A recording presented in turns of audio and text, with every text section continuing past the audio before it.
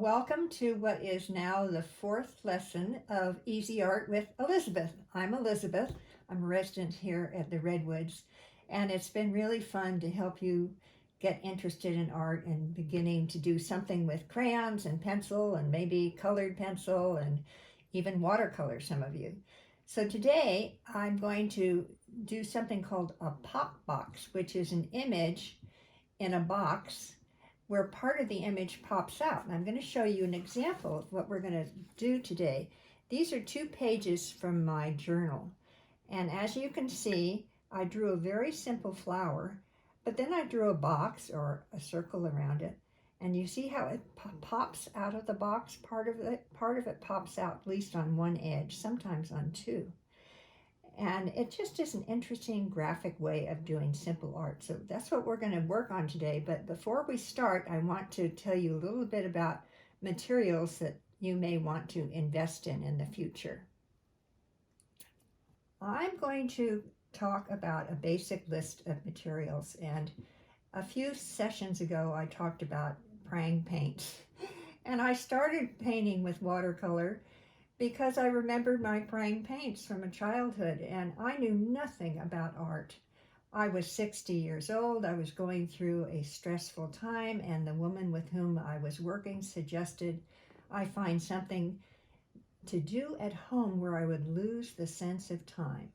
Well, those that knew me then knew I was very left-brained, very pragmatic, very linear, not artistic, not creative, and I couldn't think of a thing that I could do at home where I would lose a sense of time. But I remembered my Prang paints, and I thought, well, maybe I'll take beginning watercolor. That sounded the easiest. Little did I know that watercolor is one of the most challenging mediums, but I had so much fun. I took beginning watercolor at our local community college. It was an 8-week class. Then I did it again. And then I realized I don't know how to draw. So I took beginning drawing and composition at our local community college, which was a regular semester class. So that's how I started. And I was 60 and I'm 80 plus, so I'm still going and still loving it. So I encourage you to jump in. I don't care how old you are. Let's go through this list of basic supplies. What I'm going to ask you, we already have some of them that we've used before. We've had a pencil with an eraser.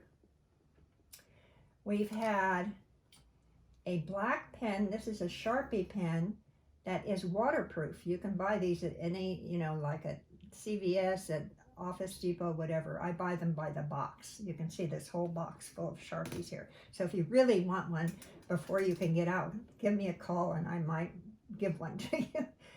We have an eraser that's a little bit better than the eraser at the end of a pencil. It's a white eraser and it's a little more kind to the paper. I also use a funny, I've talked about this before, a funny kneaded eraser where you kind of squish it in your hands like dough, and then you kind of go like this with your eraser and it just doesn't disturb the paper.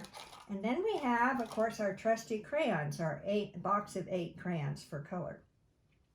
So you already have been using those, but what I want to introduce the idea is to invest in some watercolors if you're having fun. For about $30, you could get completely set up with a basic watercolor set. And just think about how you haven't been able to go out to lunch, you haven't been able to entertain your friends, so maybe you have an extra $30 hanging around. All of the things I'm talking about today are available at Amazon, but I also want to encourage you to use your local art stores. We have a wonderful art store on 4th Street near the theater in San Rafael. It's called Riley Street Arts. And we also have a Michael's up in Northgate by where Macy's is, north of San Rafael and Terra Linda. So, but for now, these are available on Amazon. So let me quickly go through. What I'm really encouraging you to invest in is a basic set of Prang watercolors. Now this doesn't look like, what I've done is I've taken a color chart, which we would do together in class if I continue teaching. So I've represented the colors on paper so that when I look at these colors, I can kind of get an idea of what they're going to be like. There are 18 of them. There's a warm and cool of each color. and we'll go into that later. So it comes with an inexpensive brush. I don't have the brush handy. It has white bristles, and it's perfectly adequate. However, also on the piece of paper, I've encouraged you to invest in what's called a Princeton brush, and they have several models. This happens to be called Heritage. I have this all written down. This is a size 8, which is a nice medium size. I also have, because I like the Princeton brushes, a size 10, which, see, the 10 is a little bit bigger than the 8. So each brush company has their own numbering system, but just know that the larger the number, the bigger the brush. So I usually, for this kind of work, use anything between a 4 to a 10, sometimes a 12, but 6 and 8. So today we're going to, let's see, I think I'm going to use, what did I say, 10, pardon me, 8 and 10. The numbers don't matter. I recommend an 8. The 8 is the one that's on the list. So these are your Prang watercolors. These are your 2 brushes. Let's see, I also, when I'm working, I have 2 containers of water. Why 2, she asks? Because this one will get dirty right away, and so I first wash my brush in there, and then I rinse it in here. And you'll see me doing that when I do the demo. So in addition to the materials we just talked about, it's really good to get some decent paper. Putting anything wet on printer paper makes the paper buckle, and it's a little frustrating. So I'm going to tell you about 2 kinds of paper. There's a paper called multimedia, and this is the best value, best bang for your buck. It's between $7 to $10. It's also on your list. And because it's multimedia, you can do different things with it. This is watercolor. This is pencil. Oh, there's my attempt at doing portraiture. But it takes pen, it takes pencil, it takes watercolor. That's why it's called multimedia. It takes colored pencil, it takes crayon. And this is a nice size. This is 7 by 10. And another reason I really like this book is that the pages are scored here. There's a little line here that if you fold it back and forth, you can tear out a page. And sometimes if you've made a nice card or something, maybe you want to hang that and frame that, you can just tear it off without having to rip through the, what are these called, holes, the spiral binding. So that is a Canson multimedia book, and it's 7 by 10. The other multimedia book is this one made by Strathmore. Both Strathmore and Canson carry excellent student grade products at larger size and watercolor. So this is watercolor paper. Those were mixed media. And this is nice and big. And the difference between watercolor paper and multimedia paper is that watercolor paper is covered with something called sizing.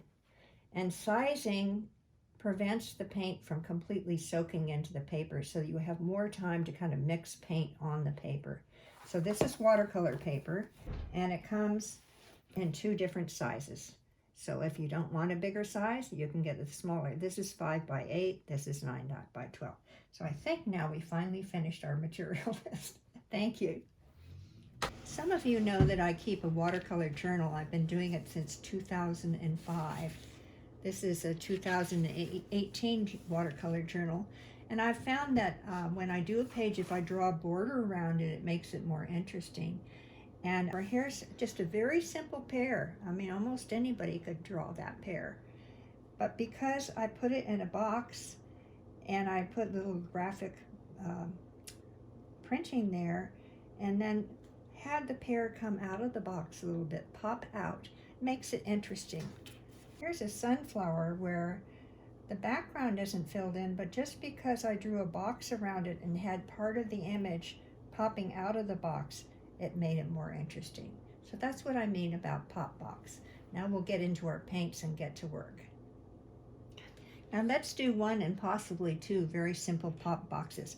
I'm using the Canson multimedia paper that I just talked about, that's 7 by 10, and I'm using this book, and we're going to do a daisy and a very simple tulip. So first of all, I'm going to ink in lines that I've already penciled, and I'm going to start with the tulip. So here I go, and you can't see the pencil, but I can. But remember, it's pencil, then pen, then color. So here goes my tulip. Tulips have a nice long stem, and most tulips, as you know well if you've brought them home, the stems aren't always very straight. Sometimes they really droop, but they're very graceful. So a tulip is essentially just kind of an oval shape, and the petals kind of come up like this, doing it very simply. There's our flower, and we're going to give them her two leaves. The leaves come from the same place in the stem, if you've noticed. And then we're going to do another leaf, and this leaf we're going to do a little more complicated, and if you can try it if you want to, and if you don't want to, that's fine. It's kind of curled.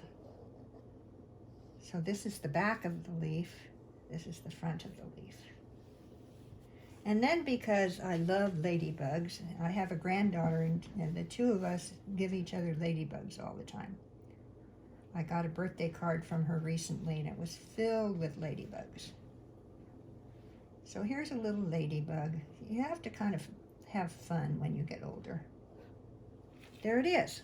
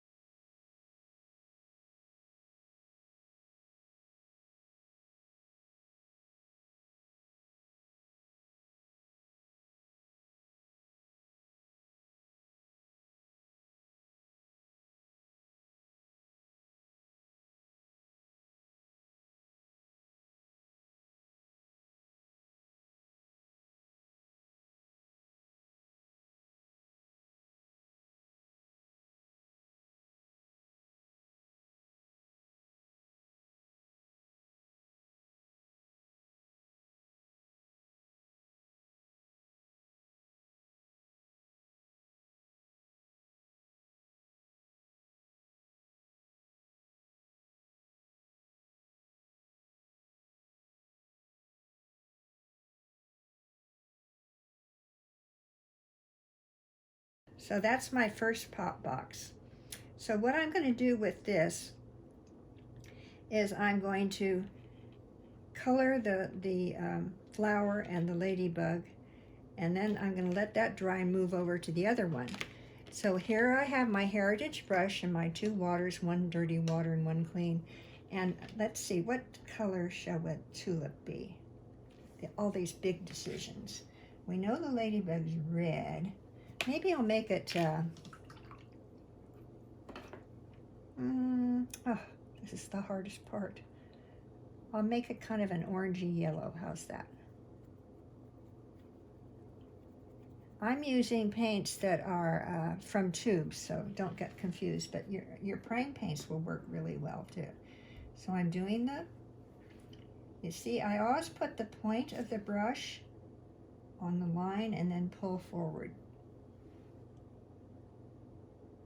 The thing about watercolor is you have to be patient and let it dry. So that's why we're doing things in steps. That's the first layer.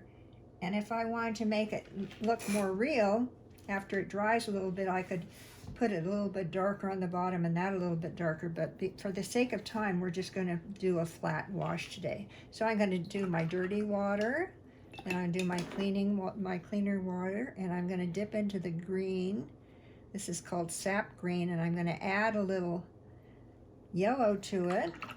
See, I'm dirty, clean, and now I go in the yellow, so I haven't gotten the yellow green because I cleaned my brush first. It wasn't that clever of me. Okay, so here goes first we'll do the stem. Often I'll go like this rather than this because it's just an easier motion with my arm. So we're going to do the stem. Stems are typically a little bit lighter than the leaves. The leaves tend to be a little bit darker. Okay, so we'll do, here's the, oh, well, this is a good rich dark. I'm going to do the top of the leaf.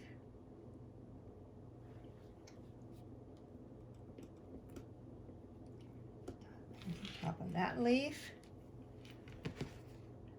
I'm going to turn it around, hopefully you'll be able to see. That's one nice thing about a book or a piece of paper. If I use a single piece of paper, I usually tape it onto like a clipboard or something that's waterproof, and then I can just spin it around.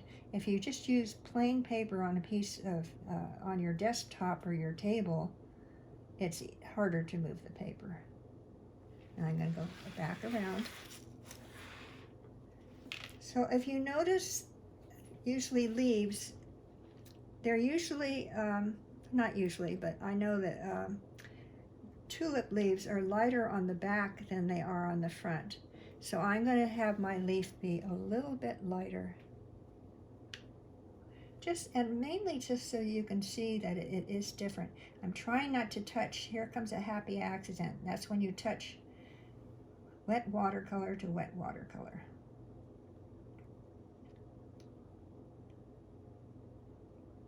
Okay, now I've done everything but the ladybug. And of course the ladybug's red. There's a little bit of wet paint here, so I'm going to have to be really careful. I'm going to do the whole back red, and then the spots are black, and I can come back in later and just put a dab of black in, or use my black pen. So here goes Miss Ladybug. Oops, that's not strong enough. There's a lot of oopsing when you do watercolor. You go, oh, oops. I'm going to turn. Just so the angle is better. See how I'm being careful not to touch the green. I've left a tiny little bit of white. I don't know if you're able to see that on the camera. And I'm going to come back and do the black because she has a black head. And I might even put some feet on her, but we'll decide. Okay, so there's flower number 1. You can see as it dries, it may not dry evenly. So this part of the stem, which had a little more yellow in it, is drying unevenly, and I'm just going to go back and do the stem again. Okay, and that's okay. It looks fine. It's not terribly interesting, but we all know it's tulip. You see that when you do watercolor, you can't stop. It gets addictive. Okay, so now it has a little bit of depth to it. All right, now we're going to try what looks somewhat like this. It's a white daisy with a dark background. So my daisy, I'm going to first, I did the pencil. Now I'm going to do the pen, and we're going to make it, because of time, I'm going to make this extremely simple. We're going to do one leaf that kind of curled over the middle.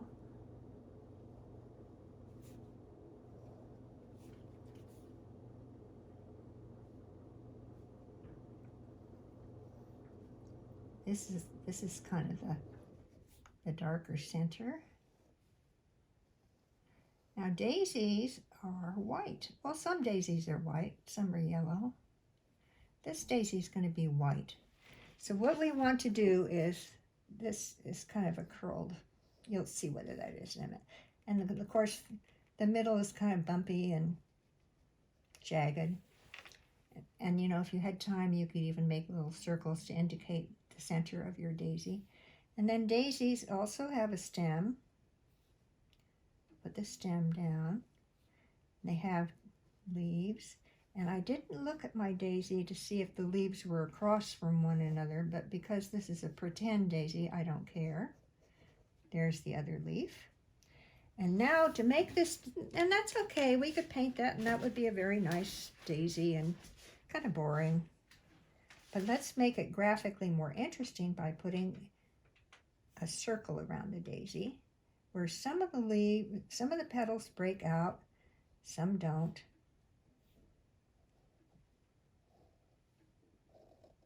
There.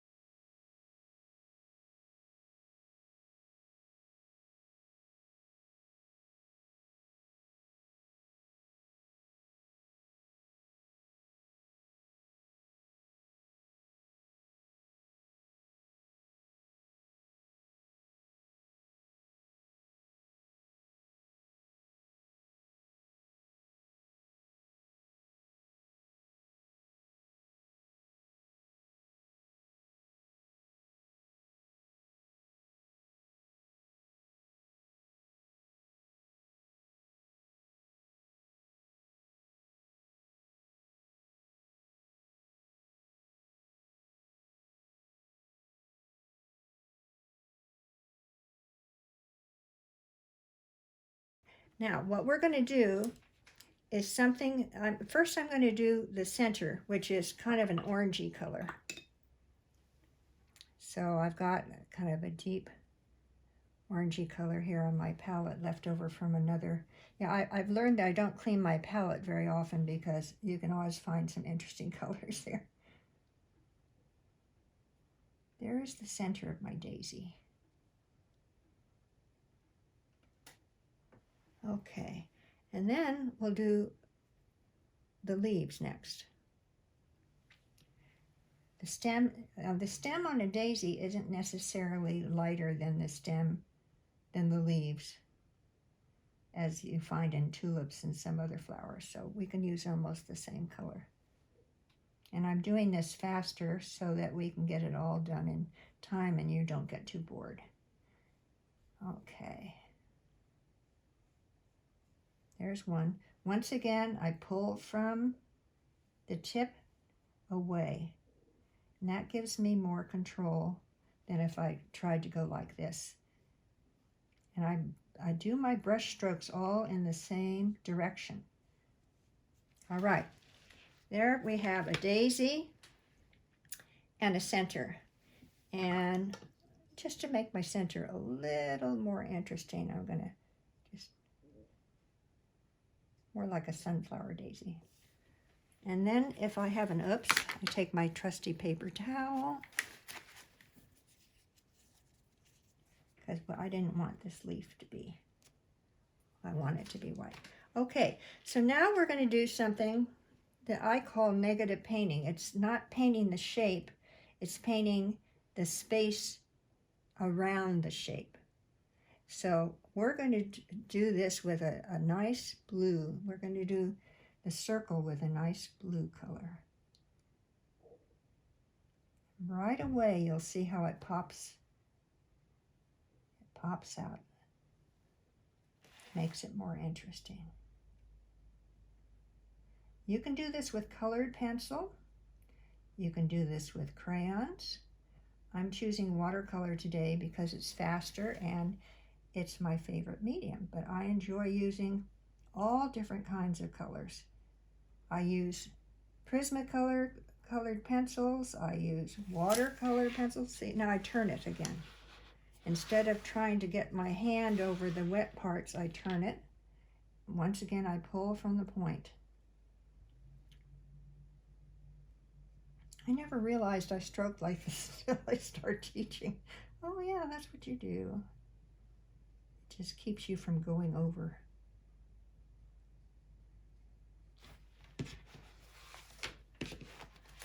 Okay, so it kind of looks like a daisy, but I think what I would like to do is just add a couple of very soft lines in a kind of a light gray to show that the leaves have a little striation in them.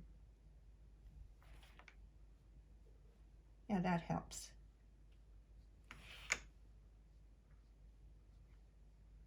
Now you can tell that one's a leaf more. There, so let's go back and take care of our ladybug. I see that, oh, thank you. I have somebody here keeping me in control. I see that the green kind of went up into the orange. That's okay. We can just go back. So it reminds you that you really have to be patient about waiting for your paint to dry. I have a hair dryer. I've never used it on my hair. I used to do a lot of skiing. We did use it on our ski boots. But it's very handy. You can just turn the hair dryer on and it goes, it'll dry right away. Another way of drying, which is more natural, is to just put it in the sun. If you have a deck or a patio, you can put it in the sun. All right, and let's come back and put the black. And, you know, I know it's not going to work because it's still wet. But if I were able to, I can do the face. I can't do these three little dots because they won't work. But let's get the face black. That helps. And then I'm going to just give her a couple of legs. So just imagine now. Let's see if I can do it. Not good for your pen to do this, but for you, I'll do anything. All right, there. There's a simple pop box tulip and a pop box daisy, and I'd love to see you try to do one of these. It makes a simple drawing much more fun. Now, oh, I haven't quite finished this one. Let's put in the box. I thought I was done, but I'm not.